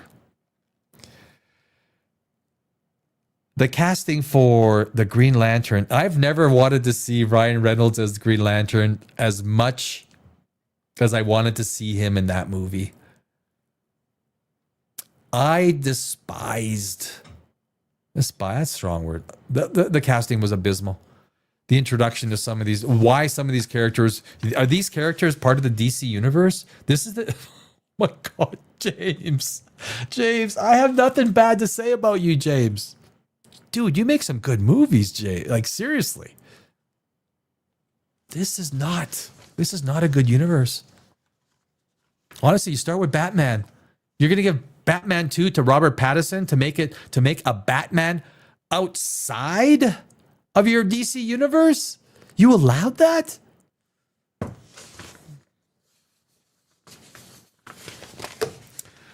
And then, of course, you know, there's the $80 billion. $80 billion. Lex Luthor financed $80 billion to the, what was the country's name? You know the country, right? He gave them $80 billion worth of military financing. but he only got 1.63 billion back. So he basically lost $78.5 billion. He lost $78.5 billion just to make a point. The fight was Superman. So basically, he's controlling the clone using computer. Superman fights at almost light speed. So you're telling me Lex Luthor, who can just give commands, give me a B7, give me a A1, give me a... So those commands going into a computer, going out to the clone is faster than Superman, who punches, kicks, and does all of his fighting at the speed of light or near the speed of light. But Lex Luthor can give commands, verbal commands, that equal his Superman speed. It will never happen. It's stupid. It's stupid. God, was it stupid. Then there's a black hole thingy where, well, if Superman wants, the best place for Superman to fall into, guys, if Superman's going to fall into anything, it's a black hole. You know why, right? You know what's behind the event horizon. That's a whole lot of light, baby. Because the light does not leave the event horizon. A black hole is a black hole because light cannot escape it. So if Superman fell into a black hole, he would be like what? It would be like Iron Man being hit by Thor, right? And Iron Man goes 400%. How about that? Superman falling into a black hole would be the exact same thing because behind that black hole is nothing but light. They should have let him fall through the black hole. He could come out times 10. If the Silver Surfer can get out of a black hole, it took her a month, mind you. Fuck. This is, oh my God, the shit that we have to watch. The stuff that we got to watch. It is painful. The scene where at the end where the country Baravia attacks. Did you see how B-level that looked? You had a very diverse, with the flags up, very diverse group of people. They were very, very diverse. And then you've got they were all Caucasian male women. $80 billion army. They got like one tank and like holy dude, this is like fucking B-level shit that you're pouring on us, James. It would have been better just to have done a digital campaign. Don't hire the 800 extras that you've got spaced every 5 feet to try and make it look like there's some sort of a... Dude! James, this is not your best outing, my friend. Superman is just a bad movie. On so many levels. Lois Lane is insufferable. The fact that she is such a biatch to Superman right from the start does not endear us to her. And then we get the Thor Love and Thunder scene. Remember when Superman came back and you got that big neon, if you're into Dungeons and Dragons, it's like a beholder or something, right? Big neon thing spitting stuff out. And Superman and Lois Lane are talking it out in the living room. And Superman says, oh, yeah, they got it. They got it. That was the Thor Love and Thunder scene. I mean, that was... that was the Thor Love and Thunder scene. I don't... There are so many scenes that I could point to. When I actually reviewed the movie, I made like 5 pages of notes. I thought I did like 3. And I'm like, oh my God. Okay, I can't. There's so many points in this Superman movie. I have 5 pages worth of what the fuck did I just watch on Superman? I mean, this is I thought Green Lantern was Woody Harrelson. Is that Woody Harrelson? Hey, Woody Harrelson is Green Lantern. Well, it wasn't. That whole Green Lantern was was terrible. The world building was terrible. The tone was terrible. The Superman's parents were an embarrassment. Snyderverse. The mother Superman relationship in the verse was amazing. James Gunn made Superman's parents look like fucking idiots. Stupid old people that had the endearing quality of a turtle. That includes Lois. And then Jimmy comes out of nowhere and the hero becomes this chick who's in the inside of Lex Luthor's thing because she wants to shtup Jimmy. Now Jimmy is getting his own series or something. What the fuck am I watching here? What am I freaking watching? This is holy. So the hero of the story is this spinny, good-looking model chick because she took a picture and we had the thing that... Anyway, guys, I could go on with Superman. This is an absolutely terrible movie. James Gunn is capable of so much better. So much better. It is so bad. The characters, the conflict, the theme, the mood and tone. He didn't set anything up for the DC universe. That's why you start with Batman. Batman is the DC universe. Batman is world building. It's the problem that Zack Snyder had. He should have started with Batman. Ben Affleck never had his own Batman movie. How the fuck? How does that happen? Ben Affleck was my favorite Batman. He kicked ass as Batman. Fuck, he kicked. Zack Snyder, remember that fight? Remember that fight in the Batman v Superman when he goes to save Superman's mother? There's no reason why Superman wouldn't save his own mother. But that fight when he goes into the second floor up to the third floor, that is the best Batman fight I've ever seen. Holy shit. Like, Batman looks serious kick-ass. Zack Snyder knows how to do a fight scene. He does. Now, Rebel Moon on that. Holy fuck. How does that happen? I don't know. Supergirl's going to be a shit show. It is.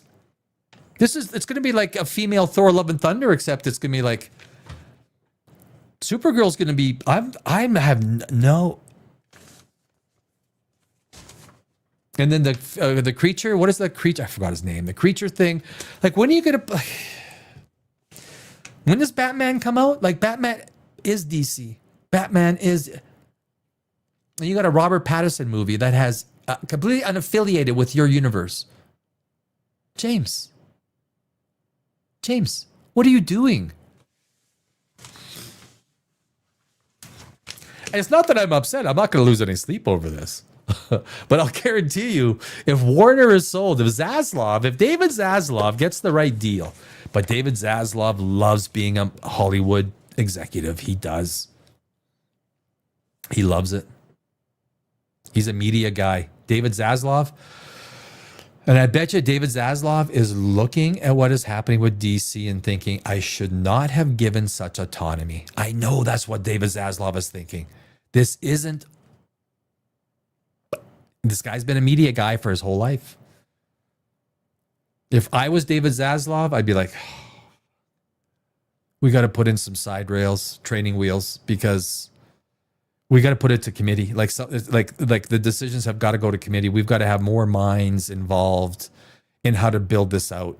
When you leave building an entire universe up to one, maybe two people, a lot of bad decisions could be made because you rush it, right? You rush it. But if you got 2 or 3 or 4 other good storytellers in your back pocket that are forcing the issue on creating compelling worlds, characters, a larger picture that makes sense when the universe expands. You need more minds involved. Even when I write a screenplay, I go through it, and there's 2 people that I use. And I use these because they're screenwriters as well. But they tell me, they know they're not going to hurt my feelings. I don't care what works. I need to know what doesn't work. Don't tell me your favorite parts. I could care less. Tell me what doesn't work. And maybe any suggestions that you might have to make it work. That's all I need to know. When I was a musician writing songs, don't give your stuff to your friends and family. It's the last people. Oh, it's so good. It's so good. It's amazing. And it's probably shit. You got to find people. And it's the same thing with the James Gunn verse. He's got to find people that go, okay, you know what? And then the editing. A lot of times the fuck ups happen in the editing. A lot of things screw up in the editing. A lot of things. But anyway, that is my take on Superman. James Gunn is capable of so much more. He really is. Guardians of the Galaxy 1, Guardians 3, and there's a few other movies that he's done that can showcase that he's got the minerals. He does. He does. Superman was, it's a 5. If I was going to score it, it'd be a 5 out of 10. Yeah, probably 5 is pretty close. I know it's got a much higher score on some of this, but a lot of the low scores are deleted off because if you say the wrong thing or put the wrong word with a low score, it's deleted. So scores always become higher because high scores will never be deleted. Low scores are. So scores on IMDb, Rotten Tomatoes, everywhere, they look, Metacritic, I don't know. Sometimes I think, I don't know. But anyway, guys, that is my Superman take, and I'm sticking to it. If you know what, I wish I could. With James Gunn, we all need good screenwriters who can look at our stuff and say, you know what, this ain't working here. I don't get why, or you didn't really create the character in a way that, everyone in the movie business needs that. Everybody. Even James Cameron, he had 4 screenwriters. James Cameron had 4 screenwriters helping him work on the entire story. That's because he understands that I can't do it all. On a project like that, Superman's a 5 out of 10. It is a terrible way to start the DC universe. Supergirl's a terrible way for a sophomore project on the DC universe. Where the fuck is Batman? Batman is your fulcrum to your entire DC universe. Patterson should not be having Batman 2. You should have auditioned a Batman. It should have been the first movie where you could have introduced a Superman, Supergirl, whatever it is. But give us that Gotham feel. Give us the Gotham feel. Give us the Black Knight feel. Like with a Ben Affleck kind of kick-ass Batman with a dark, gritty kind of a world. Fuck. James, you messed up. James Gunn, you messed up. Oh, anyway, guys, POPRAGEOUS, this is the 2nd episode. I'm back. It's been 18 months. 18 months I've been gone, and I got a lot of work to do to get my people back, but it's fun. I hope all of you that did pop by come back again, because it's I'm going to do some videos throughout the week. I'm trying to do more live shows instead of pre-recorded stuff. There's an authenticity to live. But yeah, you miss stuff when you review something. But there's an authenticity to it that I really like doing, just a live. Even if it's a half-hour review throughout the week, right? Boom, boom, boom. Every Saturday night, we do POPRAGEOUS live. It's Saturday night. Show's going to expand. I got some guests coming on, scheduled in a few weeks. But I hope, I got my wine glass is empty. I want some more wine, so I'm going to go into the... I got nowhere to bring me wine, right? My glass is empty. I can't, when you're in your room by yourself, you can't. But guys, thank you for watching POPRAGEOUS Live. It's Saturday night, and I will see you next Saturday. Let's mother effing do this, man. Saturday night, we're live.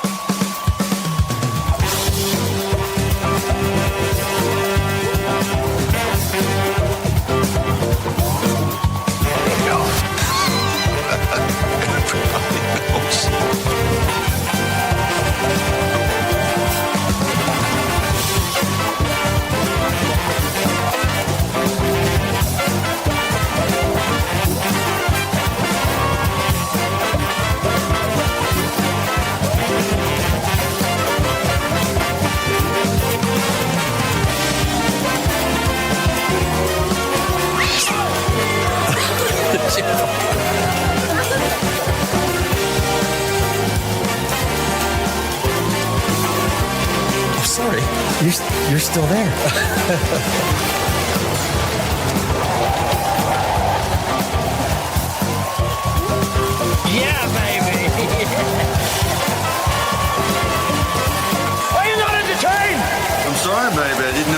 turn. You. Look at me. Yes. What's wrong with being sexy? I mean, there's no... Sex.